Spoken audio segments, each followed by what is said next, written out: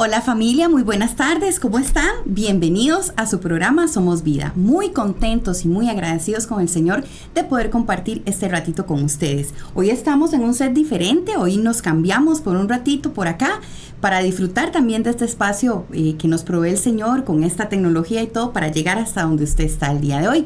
Hoy tengo un compañero de aquí en producción, a Frank, full poniéndole para que todo esto sea posible, que usted allá en casita reciba esta palabra, reciba esta enseñanza, este aprendizaje y sobre todo que comparta con nosotros la bendición de la palabra del Señor. Y Fabio Quiroz me acompaña el día de hoy. Me encanta cuando Fabio viene porque sé que tiene mucho conocimiento, que es un teólogo maravilloso, al que me encanta sacarle el jugo cuando viene, de verdad que sí. Si usted está en casita también aproveche, ¿verdad? Para enviarnos sus consultitas y de verdad muy agradecido, Fabio, de tenerte por acá.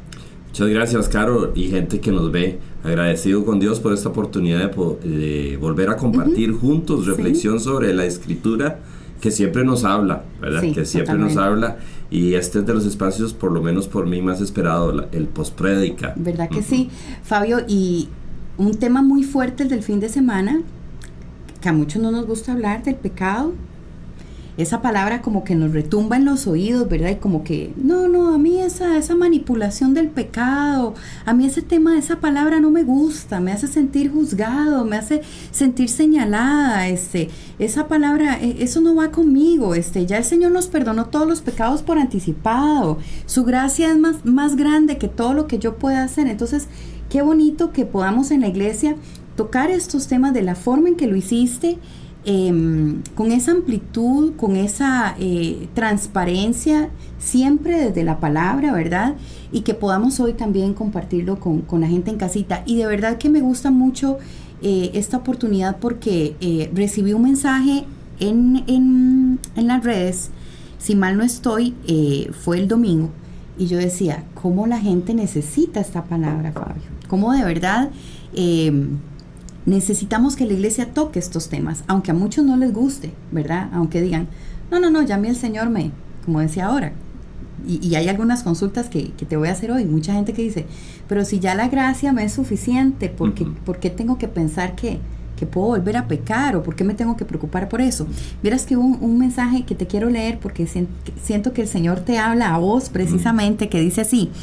Joana Molina nos escribió: he escuchado muy pocas enseñanzas expositivas tan claras y tan perfectamente explicadas sobre el pecado, la confesión y el arrepentimiento. ¡Cuánta bendición! Que el Señor bendiga grandemente al expositor de esta palabra. Creo que siempre vale la pena preparar las enseñanzas con muchas semanas de anticipación, porque da tiempo para rumiar y extraer riqueza bíblica y contextual.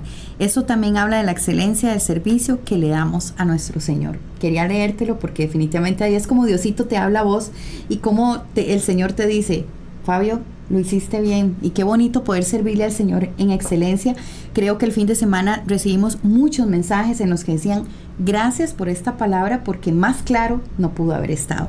Pero para aquellos que tal vez no pudieron acompañarnos el fin de semana, o que todavía no han visto la prédica, recuerden que la subimos siempre todos los jueves a nuestras diferentes redes sociales. Quisiéramos hablar un poquitito, Fabio, de qué es el pecado, para que la gente tenga claro, empezando por ahí, ¿qué es realmente el pecado? El pecado, Caro, como decíamos el fin de semana, es un concepto bastante ajeno a nuestra sociedad, ¿verdad? Por varias cosas, ¿verdad? Una de ellas, como lo mencionábamos, era que se ha trivializado el concepto, ¿verdad? Sí. Lo hemos folclorizado, que no está mal, porque es parte de nuestro lenguaje coloquial costarricense.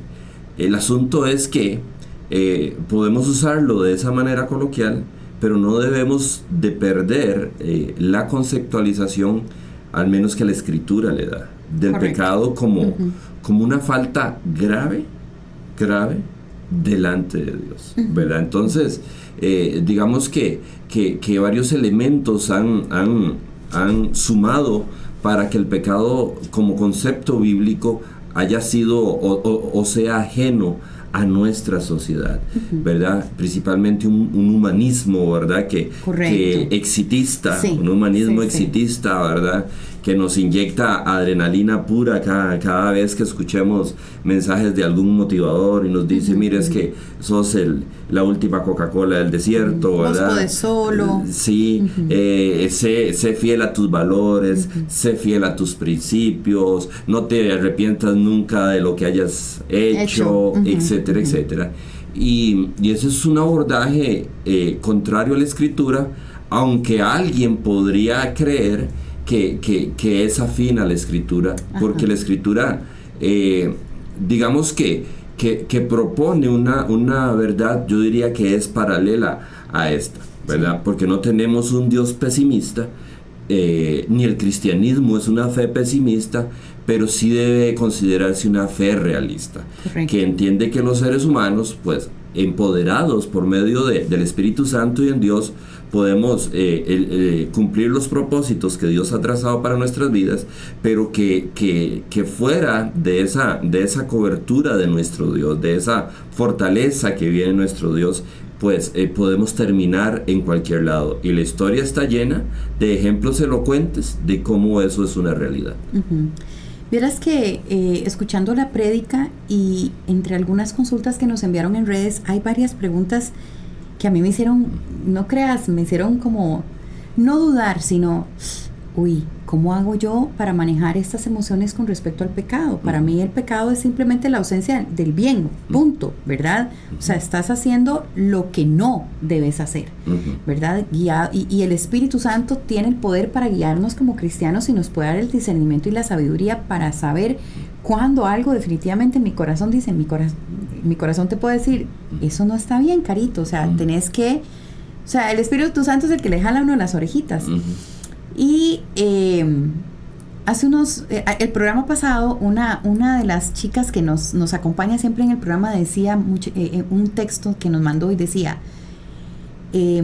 no culpes a los demás o ¿cómo fue? Espérate, para ver, no culpes a los demás, no llames pruebas cuando has sido desobediente al Señor, ¿verdad? Entonces, no llames pruebas a aquellas circunstancias de vida en las que vos mismo fuiste desobediente al Señor. Entonces, qué importante eso.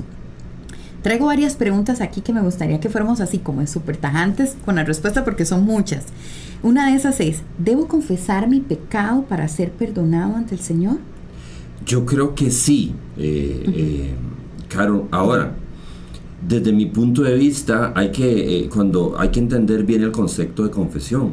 Desde mi punto de vista, no necesariamente tiene que ser verbalización, aunque sí, los que tenemos el don del habla, de poder conversar, me parece que es saludable que lo hagamos, ¿verdad? Pero esa confesión no es sinónimo exacto de verbalización, porque si no, alguien que tenga que no tenga la posibilidad de hablar, el don del habla, podría decir, yo no podría confesar. Y ese es un error que habría que evitar. Y el otro error que habría que evitar es pensar que la confesión ligera, superficial, que no implica un sentimiento o un reconocimiento de pesar por lo que he hecho, pudiera funcionar, ¿verdad? Porque con Dios funciona también igual que en las relaciones humanas, ¿verdad? Todos quizás hemos tenido la experiencia de que alguien nos haya lastimado y luego nos pide perdón, pero ese perdón es así como para salir del paso, ¿verdad? Entonces, desde mi punto de vista, sí se debe confesar sin caer en ninguno de los dos extremos, ¿verdad? Pensar que verbalizar es sinónimo de confesar, porque habría gente que no podría hacerlo, y el otro extremo sería que habría gente que pensaría que solo el hecho de verbalizarlo ligeramente, sin sentirlo en su ser, corazón, es suficiente. Y podría ser que yo pueda confesar mis pecados a alguien más, digamos, a una amiga, que yo le diga, mira, hice esto y esto y esto, pasé por esto, no sé cómo actuar, no sé cómo buscar ayuda. Eso podría ser una confesión y reconocimiento de mis pecados en el momento, o definitivamente tenemos, bueno, está bien que se lo cuente a alguien más, que yo verbalice eso, pero mi confesión ante el Señor, ¿cómo tiene que ser? Porque saben que yo me acerque a vos y diga, Fabio, necesito contarte algo que hice.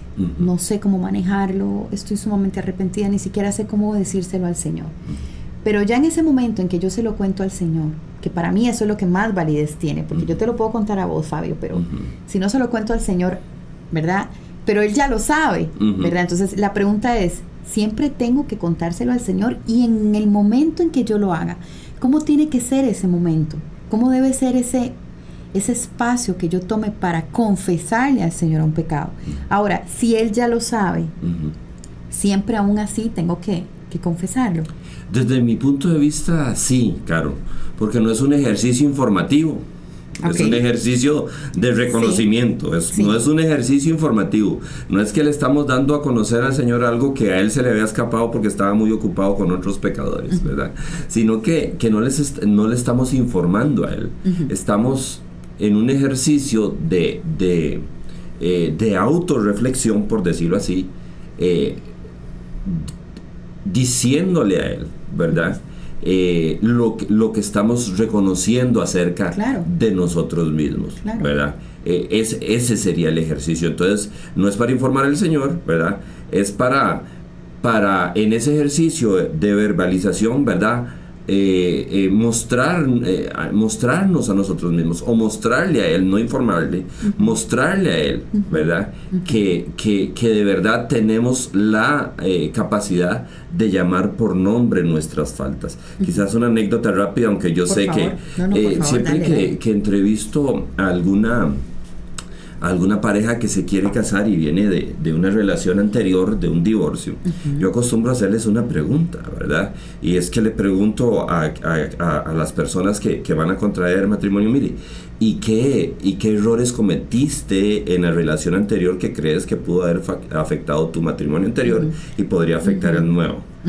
Dos escenarios diferentes. Aquel que tiene claridad, mire, yo creo que fui injusto en estas cosas, que no debía haber hecho esto y esto y esto. Pero está el otro escenario, personas que no logran encontrar, ¿verdad? Que hicieron mal en su relación anterior, que seguramente, aunque no sean necesariamente el mayor responsable, seguramente algo pudo haber hecho mejor, pero les cuesta verbalizarlo. Entonces creo que es un ejercicio en el que tenemos nosotros que entrenarnos, ¿verdad? Aprender a reconocer y a llamar por nombre nuestras faltas y verbalizarlas delante de Dios. Tengo otras preguntitas por aquí. ¿Cómo debe ser mi proceso de arrepentimiento? Y me parece eso muy importante, porque tal vez en el momento confesamos, Señor, hice esto y esto, me arrepiento en el momento, pero ¿cómo hago para extender ese arrepentimiento? Es decir, mantenerme, no flagelándome, ¿verdad? Diciendo, estoy arrepentido, sino ese proceso de arrepentimiento y de no volver a caer, ¿verdad? En una situación en la que tenga que volver a decir, Señor, otra vez metí las patas, ¿Qué pasa? ¿Por qué no me estoy sosteniendo? ¿Por qué vuelvo otra vez a hacer lo mismo? Permíteme, Señor, mantenerme firme. Pero está bien, el Señor nos puede ayudar a mantenernos firmes, pero nosotros también tenemos que hacer esa otra parte de la tarea. ¿Cómo mantengo ese sentimiento de arrepentimiento? ¿Cómo debe ser ese proceso en mi corazón? Desde mi punto de vista, Caro, después de una confesión genuina delante de Dios, hay al menos 3 cosas que uno podría hacer para complementar, por decirlo así, ese arrepentimiento o para terminarlo, ¿verdad? Una posibilidad es la confesión bilateral con la persona, si es una ofensa hacia una persona, ¿verdad? Creo que las dos son correctas, tanto expresarle mi pecado a Dios, como expresarle a la persona que le he fallado mi conciencia de que lo hice mal y pedirle que por favor me perdone. Eso es una forma de complementar el arrepentimiento que uno verbaliza delante de Dios. La otra puede ser la restitución, ¿verdad?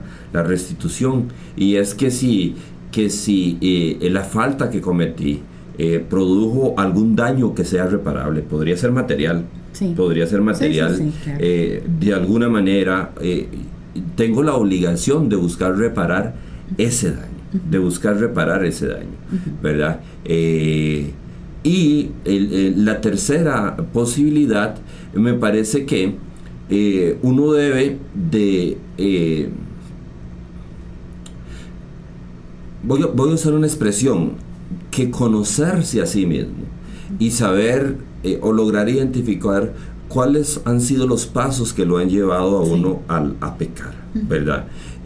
Por ejemplo, si fuera una relación ilícita, podrían hacer mensajes que no son propios para digamos, de una persona que tiene un compromiso con otro, por decir algo, ¿verdad? Sí, si fuera participar de un hecho que no honra a Dios, podría ser un asunto de que mantenemos amistad íntima con personas que en lugar de acercarnos a Dios nos alejan de Él, aunque no es responsabilidad de ellos, pues pueden tener su influencia. Entonces, digamos que resumiendo, podrían ser esas tres cosas, ¿verdad? Extender la confesión o la solicitud de perdón si hemos ofendido a un tercero, ¿verdad?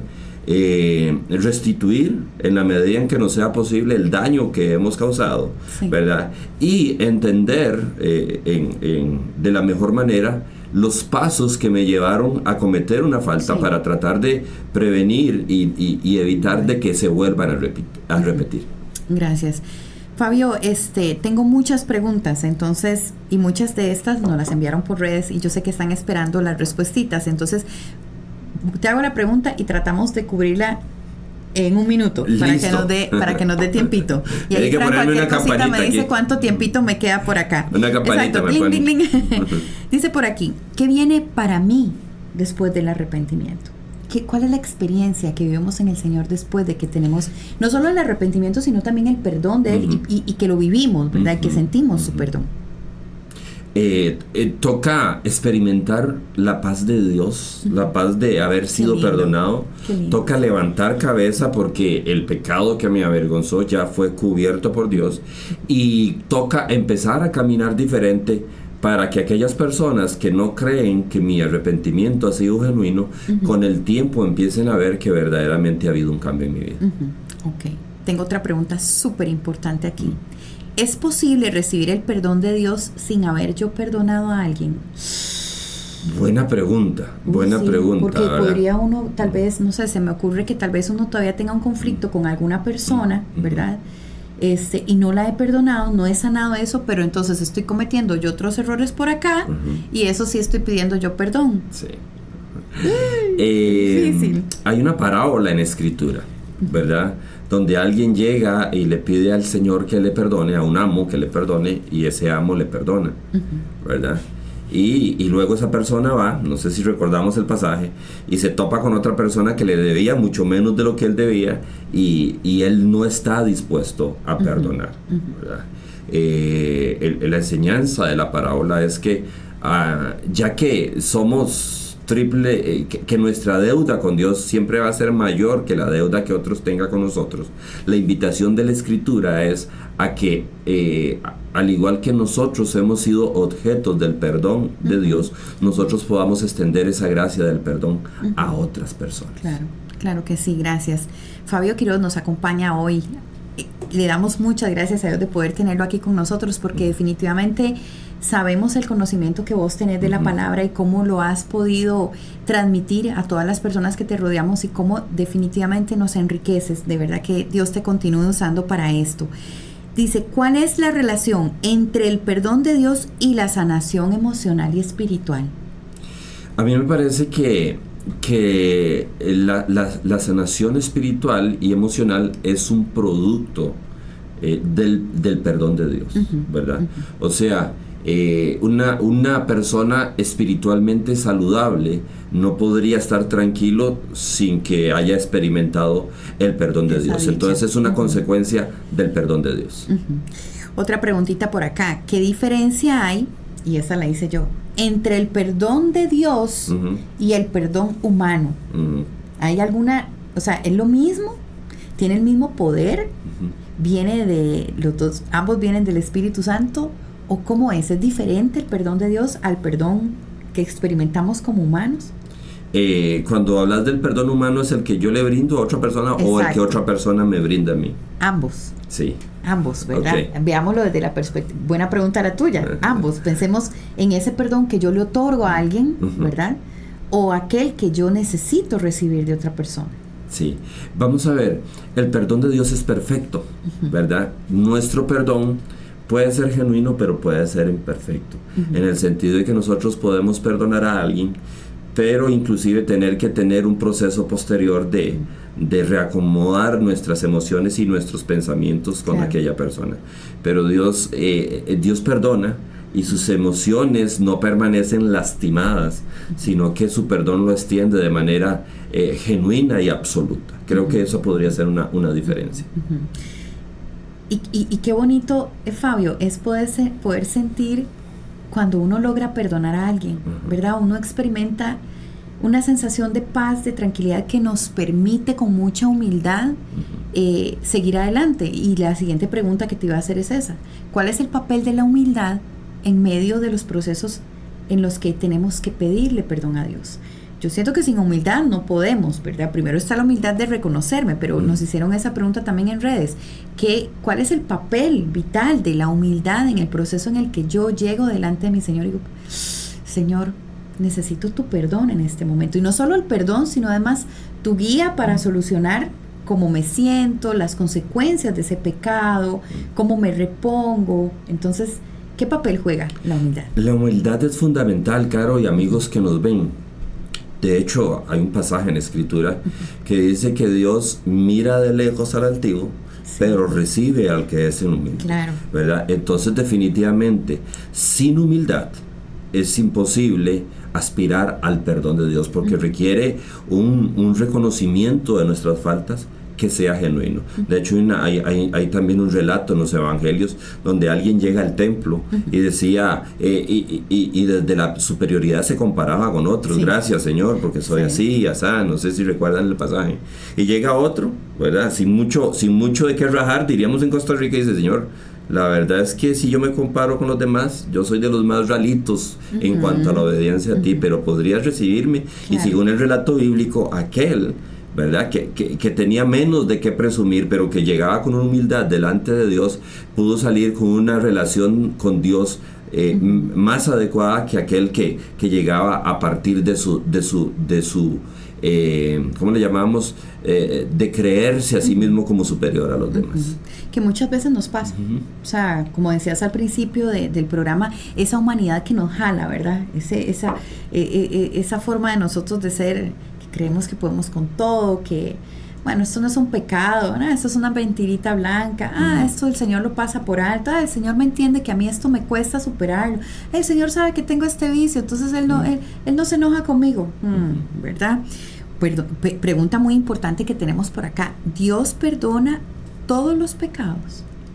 Según la Escritura, sí, a excepción de uno, que es el rechazo consciente de Él. ¿Verdad? El rechazo consciente de Él, porque automáticamente implica que el ser humano desecha a Dios. De ahí en adelante, aparte del rechazo definitivo de Él, Dios perdona todos nuestros pecados. Veíamos el fin de semana que David era bastante más tortero que Saúl desde nuestra perspectiva. Bandido David. Pero tuvo ese corazón reaccionando a tiempo para poder ponerse a cuentas con Dios, y salió mejor parado con Dios que el mismo Saúl. No, totalmente. Ahora viene otra pregunta igual de complicada. ¿Dios perdona a todos los pecadores? Porque podríamos hacer la diferencia. Dios puede perdonar todos mis pecados, pero ¿puede perdonar a todos los pecadores? Te lo pregunto porque esa es una pregunta que constantemente llega aquí a nuestras redes. Pero ¿puede perdonar a todos? A los que matan, a los que hacen daño, a los violadores, a los que roban, a aquel que me fue infiel, a aquel que me hizo daño, a aquel que robó. ¿Dios tiene corazón para todos por igual? Para todos los que se arrepienten. Diría así: Dios tiene corazón para todos, pero solo algunos buscan refugio en Él. Definitivamente yo creo que Dios perdona a todos los pecadores, solo que a ese perdón se accede a través o por medio del arrepentimiento. Sí, porque podemos decir, bueno, sí, Dios puede perdonar a ese ladrón, pero hay que ver ese ladrón qué relación tiene con Dios para que realmente sea digno de su perdón. ¿Cómo podemos cultivar una actitud de perdón hacia nosotros mismos con la ayuda de Dios? Esa pregunta la formulé porque en algunas ocasiones me han dicho, yo no me siento digno de llegar a pedirle perdón a Dios, yo no me siento digna, yo me siento en este momento súper alejada del Señor, pero también no es que me siento alejada de Dios, es que yo misma me he alejado, porque en este momento estoy pasando por tantos problemas que ni siquiera tengo, no me siento digna, no me siento con la oportunidad de llegar ante los pies del Señor. Es más, entro hacia la iglesia porque ni siquiera puedo volver a ver para arriba. Entonces, ¿cómo hacemos para tener una actitud de perdón hacia nosotros mismos? Es importante también perdonarnos a nosotros mismos, reconocer que hemos fallado, que nos hemos fallado también a nosotros y perdonar nuestro error también. A mí me parece, Caro, que un pensamiento de esta naturaleza en donde me siento indigno por mi pecaminosidad posterior a reconocer mi pecado delante de Dios, debe abordarse entendiendo de manera correcta la doctrina de la gracia de Dios. Uh-huh. La gracia de Dios es infinita y cubre cualquier pecado. Uh-huh. La Biblia utiliza un lenguaje simbólico bastante elocuente para describir la capacidad que tiene la gracia de Dios. Por ejemplo, uno de los profetas decía, mire, así como está tan lejos el oriente del occidente, o sea, totalmente así voy a alejar los pecados, ¿verdad? Y luego dice, mire, ustedes van a quedar blancos como la nieve, ustedes van a quedar blancos como la nieve. Entonces me parece que la persona que aún después de confesar genuinamente su pecado a Dios, sigue inquieta por él, uh-huh. ¿Verdad? Y si lo ha confesado genuinamente y completamente, debe de pedirle al Espíritu Santo que pueda entender de manera experimental el concepto de gracia de Dios. O sea, de un Dios, ¿verdad?, que toma nuestros pecados, por más sucios, feos, incontables, ¿verdad? Que usted dice, esto es incontable, ¿verdad? Y Él los cubre. Y entonces es a partir de esa dignidad que Cristo nos regala que nosotros podemos mirarnos a nosotros mismos y decir, Fabio, si fueras por vos, no, pero en Cristo sí podés mirarte como Él te ve. Qué belleza, qué lindo. Y a veces no vemos a futuro, y siempre he pensado que algunos de nuestras fallas, de nuestros pecados del pasado, hoy son un testimonio para otra persona. Entonces, qué bonito también entender que esas circunstancias que vivimos en algún momento y aquellos errores, el Señor los perdonó y hoy puedo contarlos sin vergüenza, ¿verdad? Y convertirlos en un testimonio de cómo Dios ha cambiado nuestra vida. Entonces a veces uno dice, bueno, hoy no me siento tan digna de ese pecado, pero cómo el Señor puede darme esa gracia de verdad y ese gozo en mi corazón para sentirme tan amada por Él que ya lo olvido, pero además utilizar ese testimonio para llegar al corazón de otra persona. Nos queda poquito tiempo, tengo un par de preguntitas por aquí.